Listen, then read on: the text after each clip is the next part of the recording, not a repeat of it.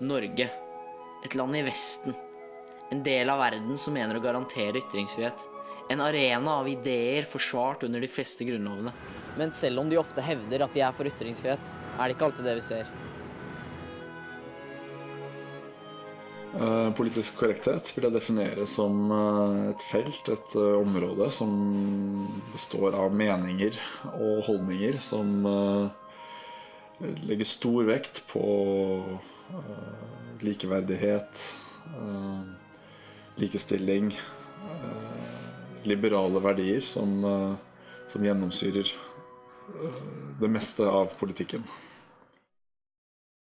Political correctness is America's newest form of intolerance, and it's especially pernicious because it comes disguised as tolerance. Politisk korrekthet er et konsept som utvikler seg for å holde politikk og debatter saklig. Det startet rett og slett som en måte for å fremme alminnelig folkeskikk. Hensikten var å forsvare visse gruppers følelser fra hatefulle ytringer, under antagelsen at disse folkene ikke kunne takle det.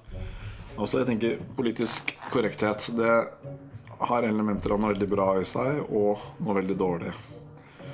Og vi skal tenke på det som er fare, en ting jeg kan tenke kan være en fare med det politisk korrekte, er hvis man bruker det som et skjold, en maske, og slutter å ha egne meninger og finne ut hva man selv mener.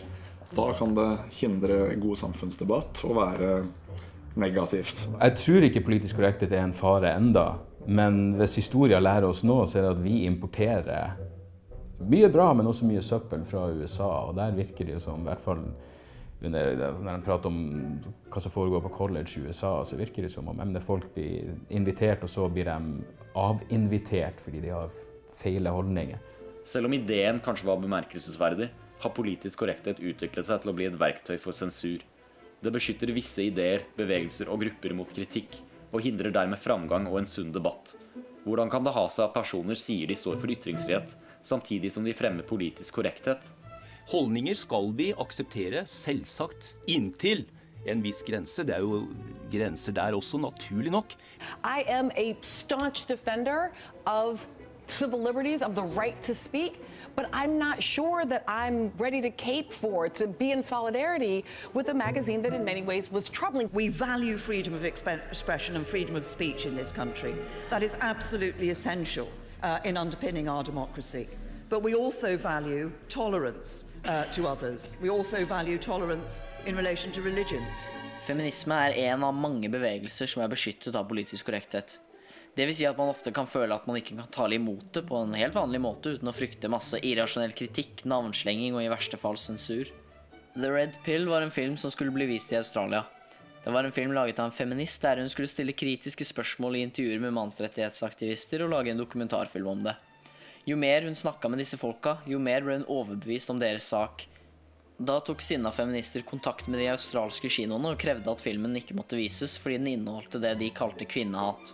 Kinoene turte ikke gjøre noe annet, siden når en nobel bevegelse som feminisme krever noe, kan man ikke si noe imot det.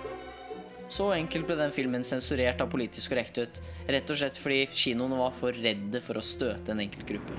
Blasfemi var straffbart i Norge fram til 2015. På papir i hvert fall. Vi ser det samme med paragraf 135 i den norske straffelov, rasismeparagrafen som den ofte blir kalt, som også strider imot ytringsfriheten, men man merker nesten ikke noe av den. Hvis vi tenker på rasismeparagrafen i loven, som forbyr både gjerninger, men også ytringer som kan defineres som rasistiske. Sånn som situasjonen er i Norge i dag, så tenker jeg at det er veldig fornuftig og riktig at den lever videre. Ja, men hvis du diskriminerer noen på bakgrunn av kjønn, etnisitet eller seksualitet, så er du per definisjon en idiot og burde ikke ta seriøst på noen måte. Men problemet med rasismeparagrafen er jo hvis den begynner å omfatte ting som religiøs tilhørighet, for religion er en idé, og det er klart alle burde ha retten til å både diskriminere på bakgrunn av dårlige ideer og kritisere dem. Men i Kanada er det en annen historie. I Kanada gikk det i november gjennom et lovforslag ved navn Bill C-16. Lovforslaget er en utvidelse av det vi i Norge kaller rasismeparagrafen. I Nord-Amerika har det vokst fram en kultur der folk velger å identifisere seg som andre, oppfunnet kjønn, dyr eller annet, og tanken bak denne loven var å beskytte denne gruppen mennesker mot trakassering. Det den i stedet gjør, å åpne for å straffe folk som velger å for eksempel ikke kalle disse menneskene zen og zenne i stedet for hun og henne, eller han og han. Jeg liker bestandig å minne på om at de hadde lovet mot hatefulle ytringer i Tyskland på 20-tallet, og så hvordan det gikk. Ideer kommer ikke som resultat av ord. Ord kommer som resultat av ideer. Hvis man velger å sensurere visse ytringer fordi de kan virke støtende, så skyver man bare problemet under teppet. Som George Carlin sa, jeg ikke sikker på om sensur den beste måten for å håndtere problemer som går mye dypere enn tale.